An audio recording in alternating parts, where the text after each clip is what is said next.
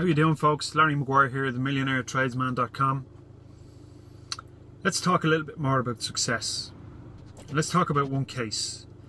And let's talk about why I believe loving what you do is your precursor, the single most important element, precursor to your success and to mine. I'll tell you a little story. I know a guy, a writer, quite famous guy.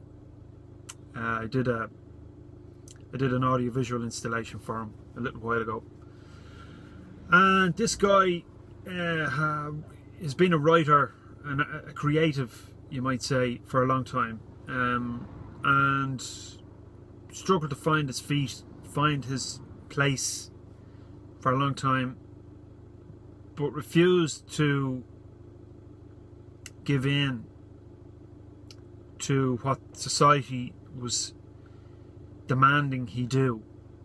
In other words, most of us are led down a bit of a garden path, let's say, by our parents and by school and by the curriculum, and told that we must do good academically in order to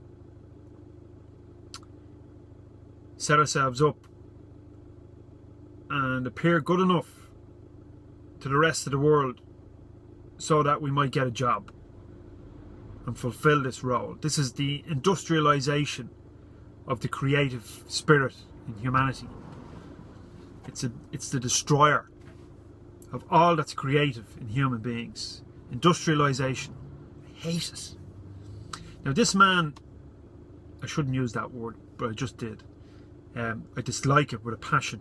So this man, he's a writer, and he wrote a few books and he wrote a few screenplays and had some mediocre success.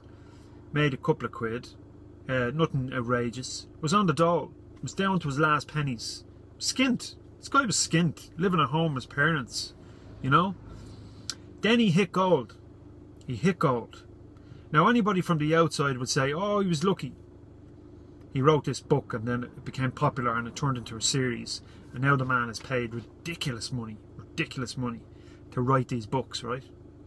He's a really nice guy, really down to earth, and it couldn't have happened to a nicer guy.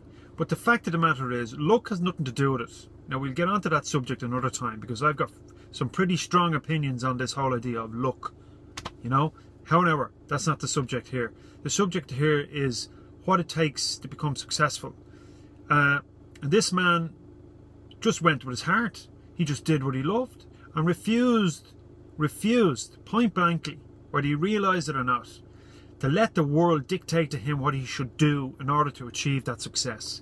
He wanted to do what he loved, and he kept doing it. And eventually, the universe yielded. And that's what happens. When you refuse to compromise on what it is you love to do, eventually you'll hit gold.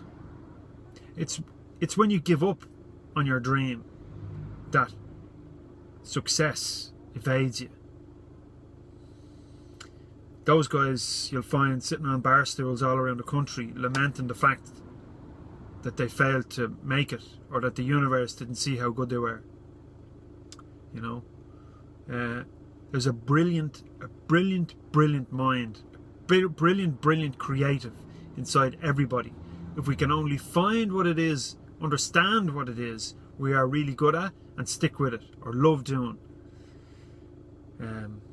Because if there's one man has served to demonstrate to me the power of sticking to what it is you love doing, it's that man. I hope to interview him at another time, so I'll reserve his name until such time as he agrees to do an interview, because I think it's of value. It doesn't matter what he does. He's a tradesman. He plies his trade. He's a writer. He's the same as you and me. We take out the tools, whether it's paintbrushes or hammers or pencils or the keys on your keyboard. Every one of us is a creative. So yeah, just wanted to share that with you. Find what it is you love to do. Just do it. Keep doing it. Fuck the money. The money will come, right? That's what I believe. I've been Larry Maguire. This is themillionairetradesman.com. Thanks for tuning in. We'll see you next time. All the best.